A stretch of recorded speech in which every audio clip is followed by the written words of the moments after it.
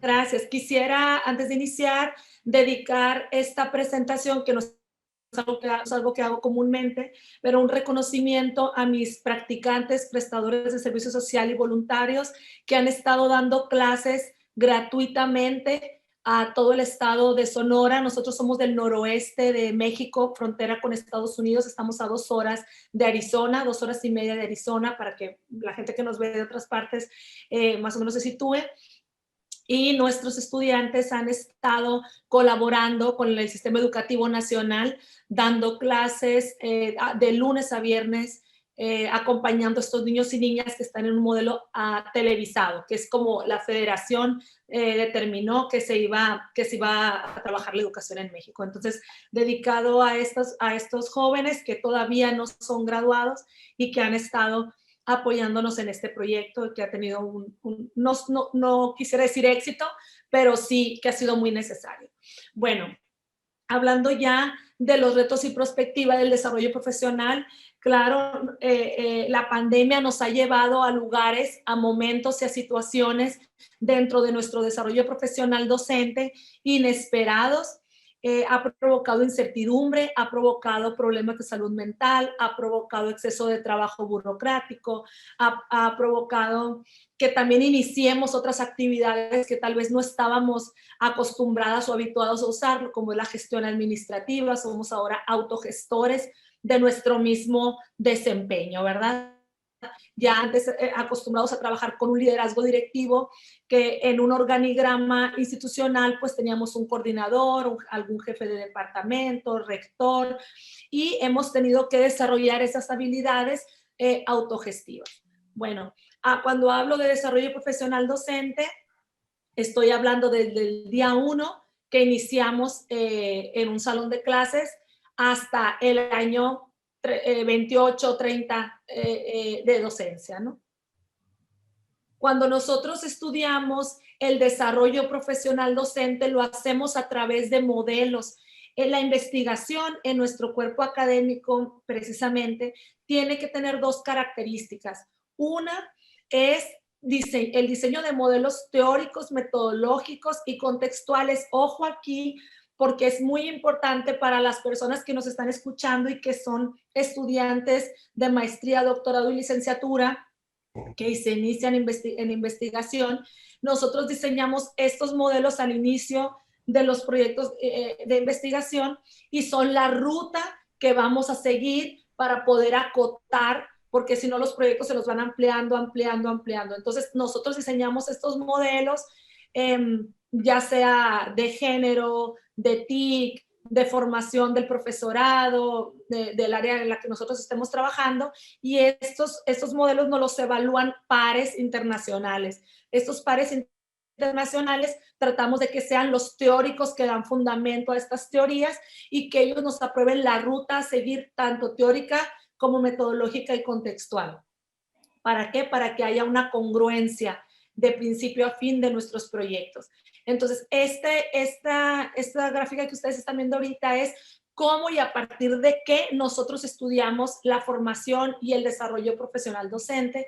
Destacamos que los principales precursores teóricos en estas teorías son José Cardona, de UNED, Carlos Marcelo, de la Universidad de Sevilla, Cabrerizo, Santiago Castillo Arredondo y Antonio Medina Rivilla, que son con los que nosotros tenemos ya aproximadamente 20 años trabajando, y que han estado sacando nuevos materiales para nosotros sobre estos temas.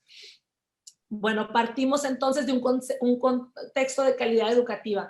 Cuando nosotros investigamos en educación, lo primero que queremos impactar es en la calidad educativa y en la mejora y la transformación o cambio, ¿sí? Eso es algo que no debemos de perder de vista. Ahora, cuando yo hablo de formación y desarrollo profesional como macro variable para estudiar el desarrollo profesional, ¿cuáles serían mis indicadores o macroindicadores principales? Nosotros tenemos al aprendizaje profesional y todo lo que incluye, en un momento se los voy a mencionar, el conocimiento profesional y el estatus profesional.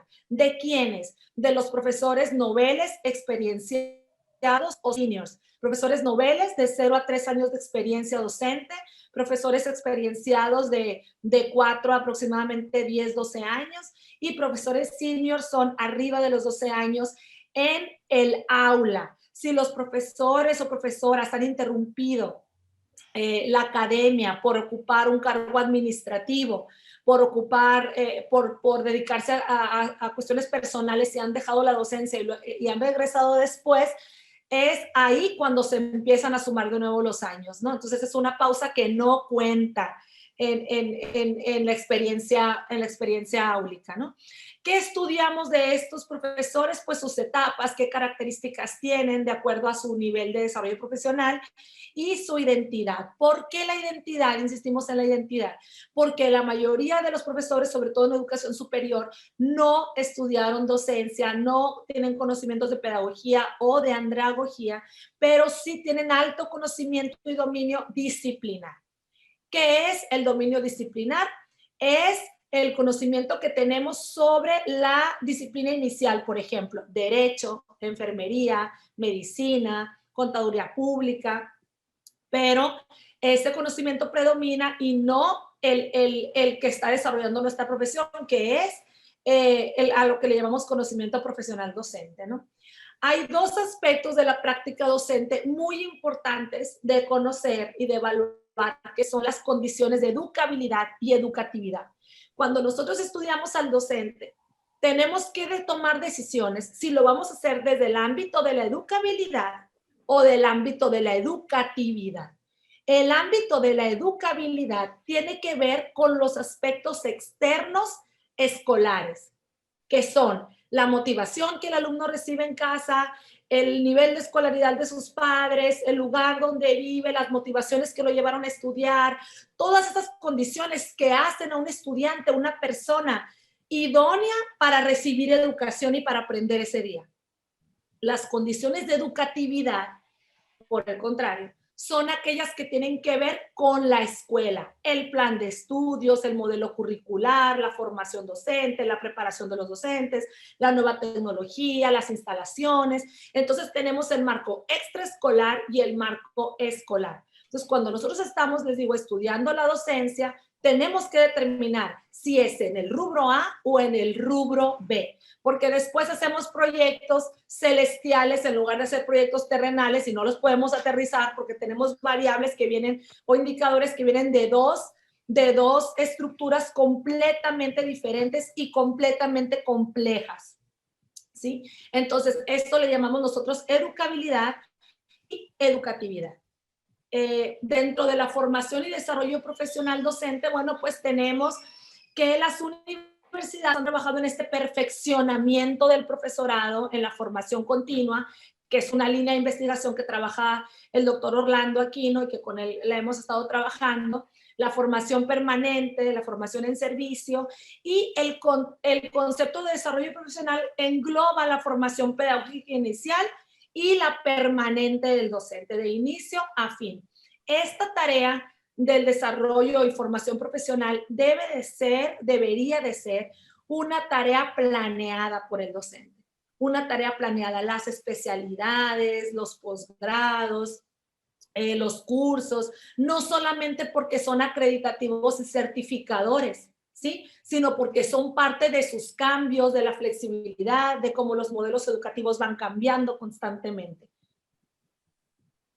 Dentro de la trayectoria del profesorado hay diferentes modelos. Hay autores que dicen, no, pues la trayectoria de principio a fin de un profesorado incluye 3 factores. Otros modelos dicen que incluye 4 factores.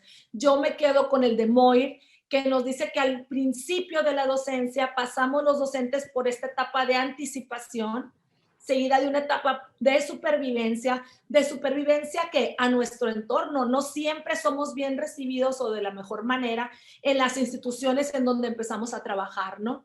Muchas veces los pares muestran poco interés, poca ayuda, o las instituciones contratantes tienen un poco compromiso en este plan de acogida, de inducción, ¿sí? Por lo regular, esta etapa de supervivencia es la etapa de sobrevive como puedas, ¿no? Ni siquiera sabes que hay un baño exclusivo de maestros y ahí estás con los niños de primaria yendo al baño de los niños de primaria porque nadie te da la información. Solamente entras con una lista con nombre de tus estudiantes al ruedo y empiezas a aprender sobre la marcha. Entonces, esta es una etapa de supervivencia que le sigue la etapa de desilusión o la etapa de burnout, ¿sí? En donde no queremos saber nada de nada y empezamos a pensar que tal vez nos pudimos dedicar a otra cosa. Y luego ya viene este reencuentro con la profesión en la etapa de rejuvenecimiento y nos jubilamos con una etapa de reflexión, ¿sí? ¿Qué problemas tenemos entonces los docentes y ahorita que nos están acompañando mucho docente novel y pues, estudiantes jóvenes? Primero que nada, pues al inicio nos suelen destinar a puestos problemáticos, no se nos da colaboración y apoyo, sobre todo por los profesores experienciados, no siempre es la mejor acogida.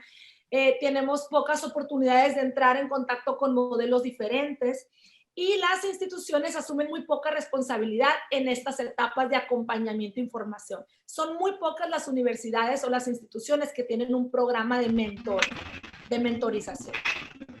Imagínense en secundaria para tener un programa de mentorización y acompañamiento. Entonces es algo muy ambicioso y pocas instituciones, sobre todo en Latinoamérica, lo tienen. Chile, por ejemplo, sí tiene un buen programa de acompañamiento. Pero luego llega Beeman con esta parrilla de problemáticas que son muy comunes en la etapa, en todas las etapas de la docencia.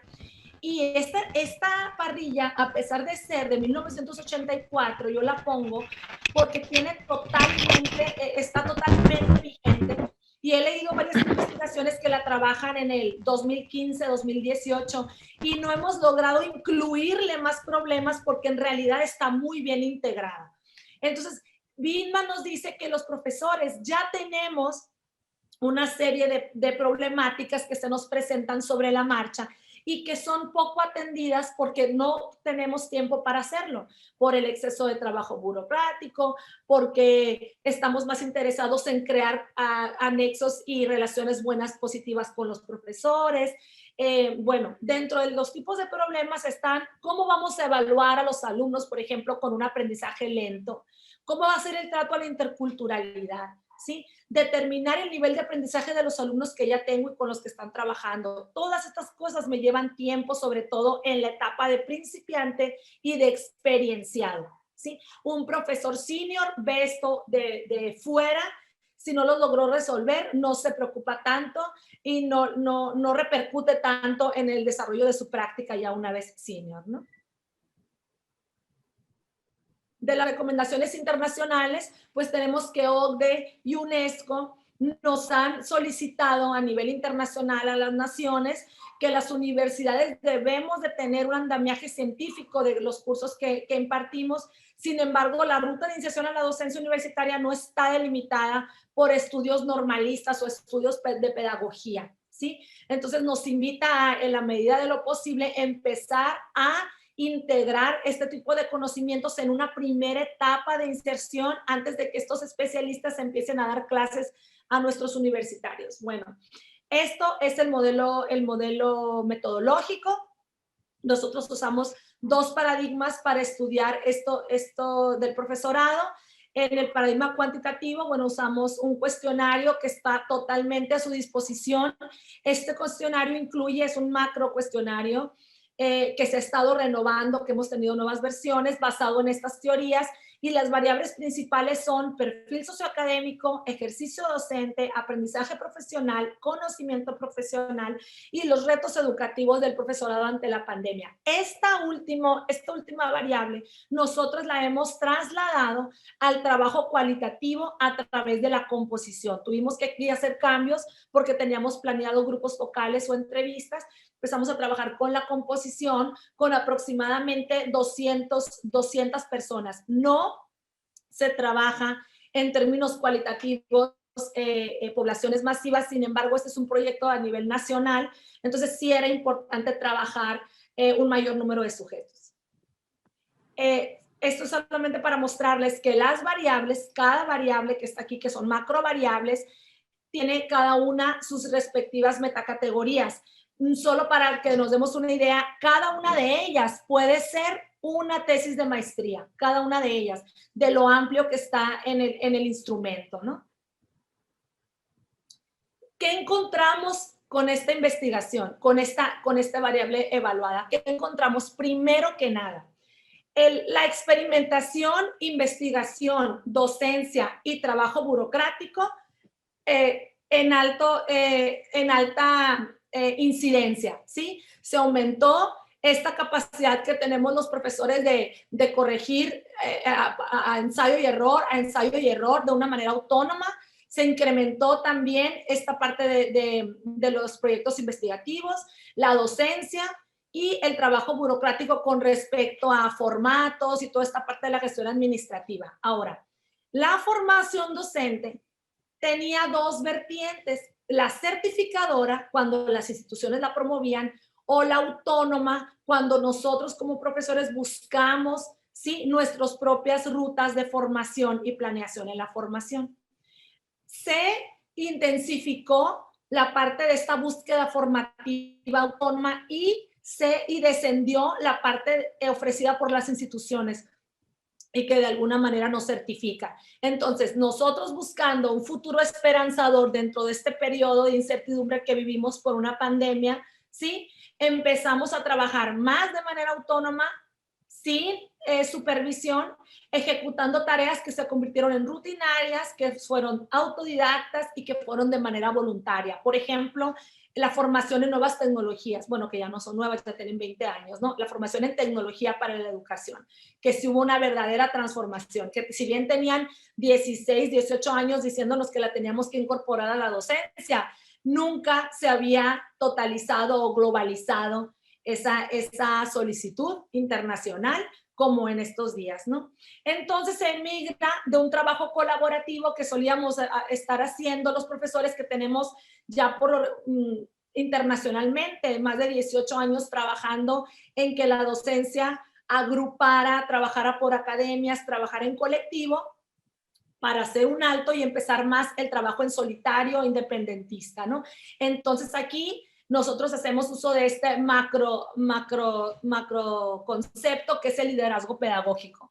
Los docentes movilizamos nuestros conocimientos, pusimos en práctica estrategias para abordar habilidades interpersonales, intrapersonales y elaborar una didáctica que permitió el desarrollo de la competencia de los estudiantes, que eso fue uno de los grandes retos. ¿Qué hicieron durante la pandemia? ¿Cómo pensaron? ¿Cómo estructuraron el profesorado a partir de su etapa de desarrollo profesional? Pasó lo siguiente. Los profesores y profesoras principiantes, lo primero que empezaron a hacer es comunicarse con sus compañeros a ver qué rutas se iban a tomar. Más que comunicarse con sus directivos o directivas, se iban sobre sus colegas, ¿no? Hubo incertidumbre laboral para aquellos que no tenían una plaza de tiempo completo y que solamente eran contratados por horas, ¿sí? Porque cerraron instituciones educativas en México, un 14% de las instituciones privadas cerró en este ciclo.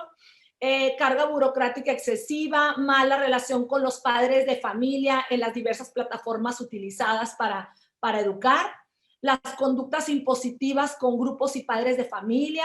Hemos visto, ustedes lo han visto en las redes, profesores exponiendo a estudiantes con aprendizaje lento, con algún tipo de necesidad educativa especial. Entonces quedaron en evidencia y expuestos en redes sociales este tipo de casos. Y esto se le llama pues conducta impositiva. Los cambios de temporal de actividad profesional, hay personas que desistieron de la docencia y por un tiempo empezaron a trabajar en otras áreas porque no tenían seguridad fija en una institución educativa. El buen manejo de redes sociales, esto en los profesores principiantes pues se incrementó. Nos convertimos en unos identificadores de necesidades ahora. Antes había un equipo psicopedagógico presente en la escuela que era quien monitoreaba ciertos casos, identificaba ciertas características de estudiantes que necesitaban apoyo adicional y ahora fueron los mismos profesores que empezamos a identificar esto. La dimensión emocional de los profesores principiantes fue totalmente inestable en situaciones de estrés, situación de crisis, de caos, de problemas de salud mental. Y, claro, pudo trabajar mejor con las TICs. Esto pasó.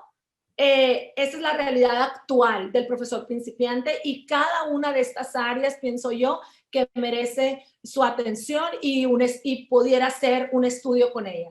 Ahora, los maestros experienciados con 4 a 12 años en la docencia, inmediatamente cuando se vino la crisis de la pandemia, empezaron a rediseñar la planeación, ¿sí? Porque ya habían tenido la experiencia de marzo, abril, mayo, junio, en el cierre del ciclo, antes de empezar otra vez en agosto o después del verano, a rediseñar la planeación con base en lo vivido en el ciclo inmediato anterior, que también le había tocado a la pandemia.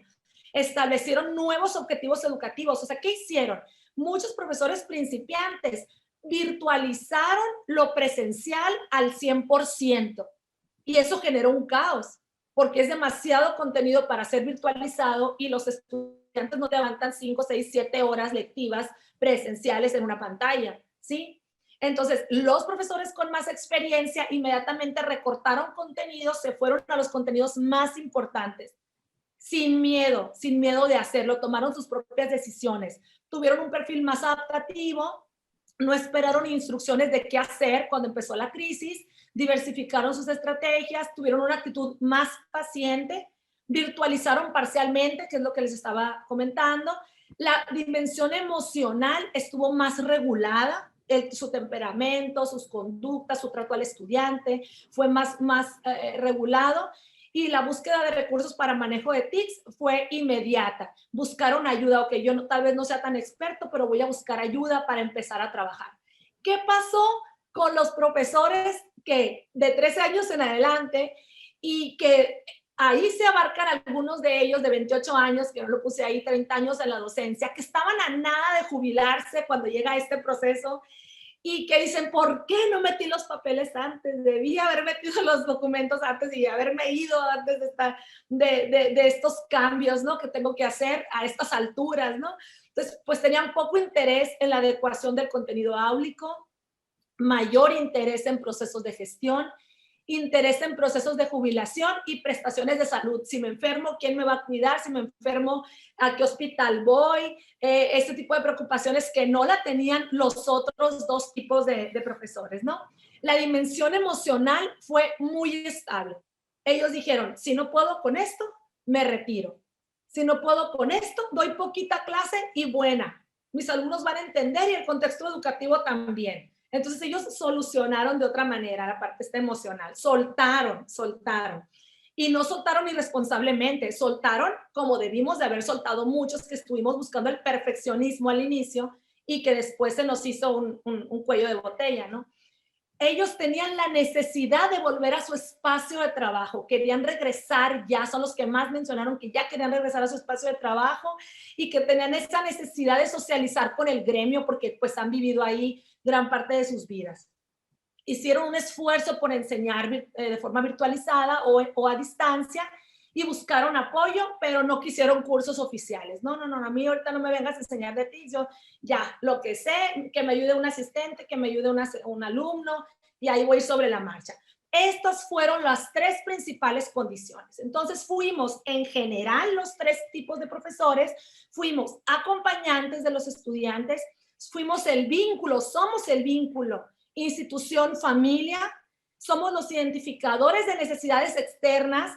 Me refiero a que este alumno no tiene computadora, este alumno sí tiene, este alumno ocupa que vayamos a su casa a darle tal información impresa, así como del aprendizaje. Canalizaron casos a equipos psicopedagógicos y fuimos moderadores de la evaluación y acreditación del conocimiento.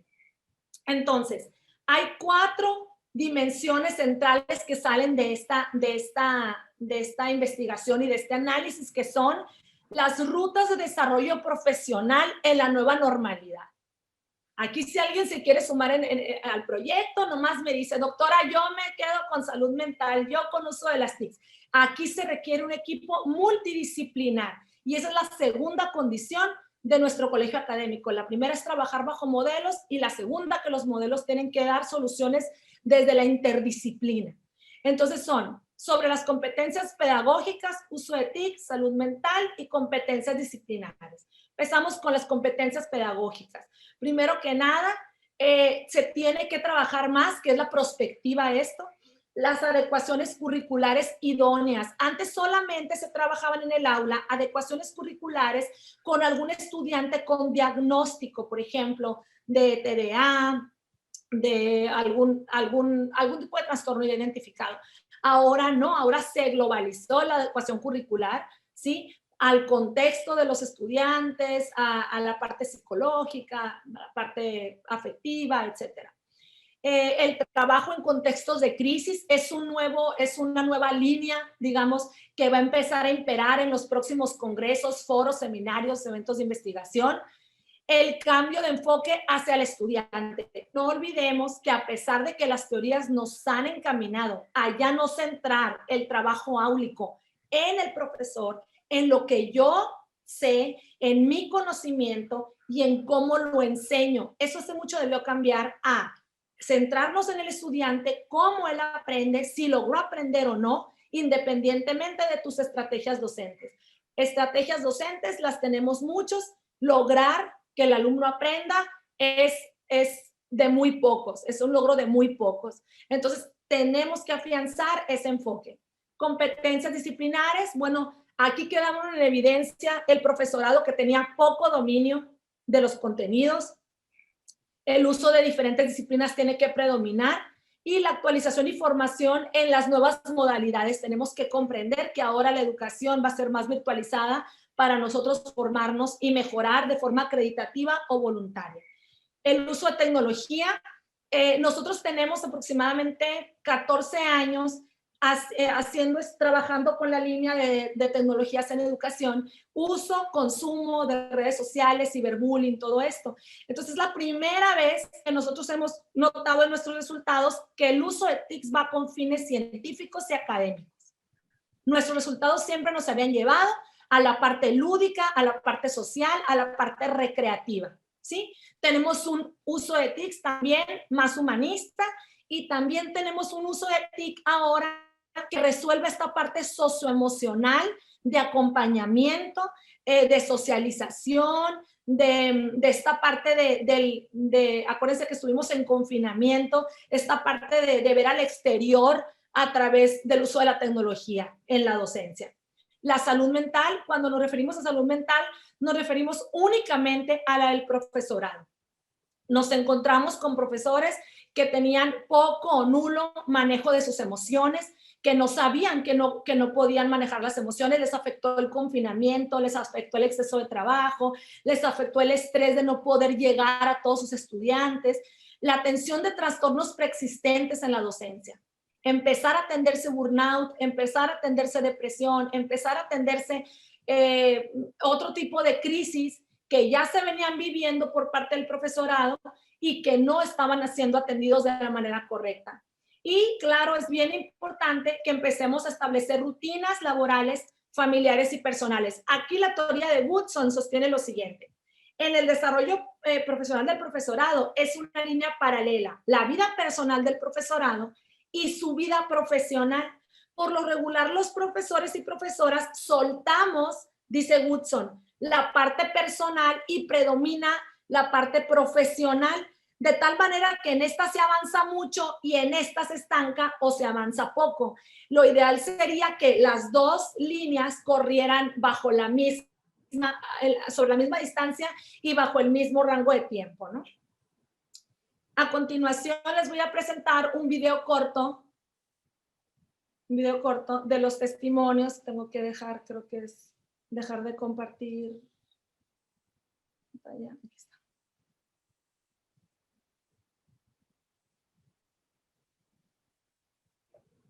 El fin de este ¿Pueden video verlo ahí? Es conocer los retos a los cuales nos vamos a enfrentar en la educación. No, Mariela, aún no.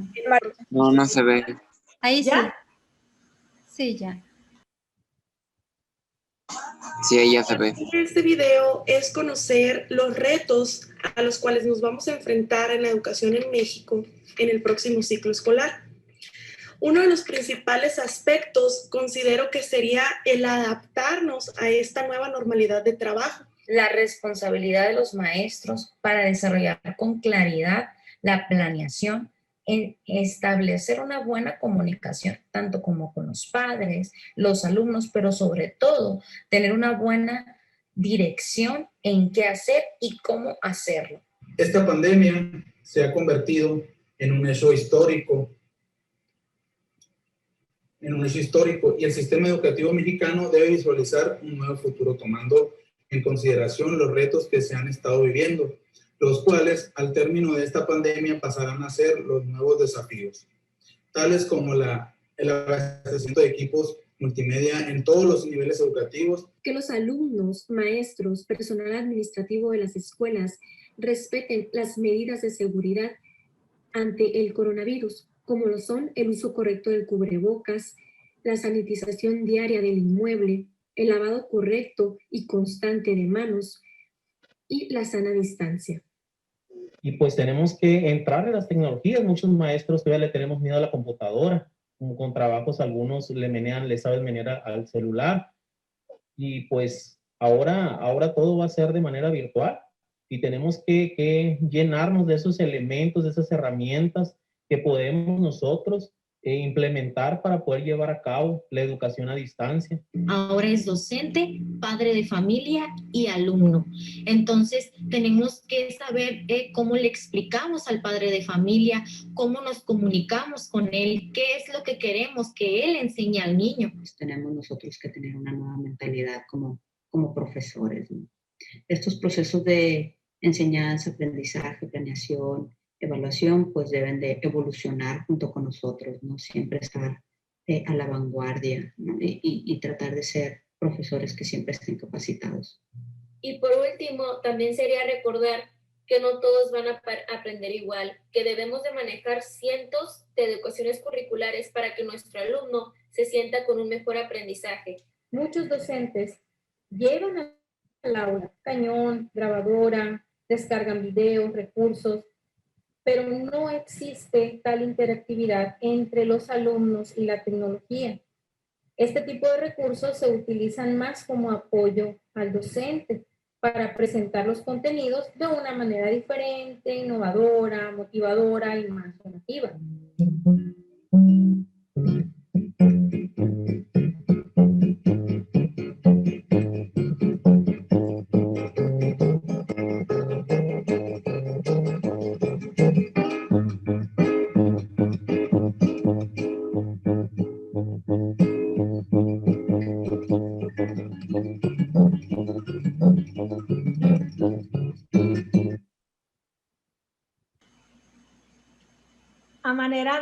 A manera de cierre, vuelvo a la presentación. Esto que vieron, en esto que acabamos de ver es, aquí está la presentación, ¿verdad, Claudia? ¿Ya lo? Sí, sí, señor. Esto que acabamos de ver es un video corto de 3 minutos de profesores y profesoras noveles y experienciadas que están en servicio de la educación básica en México, que es primaria, preescolar, secundaria, y que estuve trabajando con ellos aproximadamente con 200 profesores en verano sobre esta parte, ¿no? De los retos que ellos tenían, y hicimos una sumativa de esos videos solamente para darles una muestra y que vieran las personas que nos están viendo en diferentes países que estamos escribiendo todos con el mismo lápiz. O sea, no, yo los estaba escuchando ayer, antier, las diferentes posturas con respecto a esto, y estamos adoleciendo de lo mismo, ¿sí? Estamos adoleciendo de lo mismo, y así como adolecemos de lo mismo, pues deberíamos de emplear esta colectividad para salir entonces de esta crisis educativa, ¿no? Que si primero fue la salud, después fue la económica en los países, la tercera que más afectada está es la educativa. A manera de cierre, yo les hago la pregunta, ¿están preparados o preparadas para este cambio? Porque el cambio ya se vino, no crean que tenemos días, meses y años para pensar qué es lo que vamos a hacer. Primero que nada, ¿cómo yo me puedo preparar para este cambio que se está viviendo en el sistema educativo y que era inesperado, que cayó de un día para otro y que teníamos que aceptarlo de una manera radical? Bueno, la formación constante y en la línea correcta y necesaria es lo primero que tenemos que hacer. ¿Por qué les digo que nos tenemos que formar en la línea correcta o en la línea necesaria? Porque muchos maestros y maestras me han dicho a mí en diferentes cursos, es que yo estudio mucho, yo leo mucho, yo tomo muchos cursos. Claro, pero de chile, tomate y cebolla, como decimos en México, ¿no?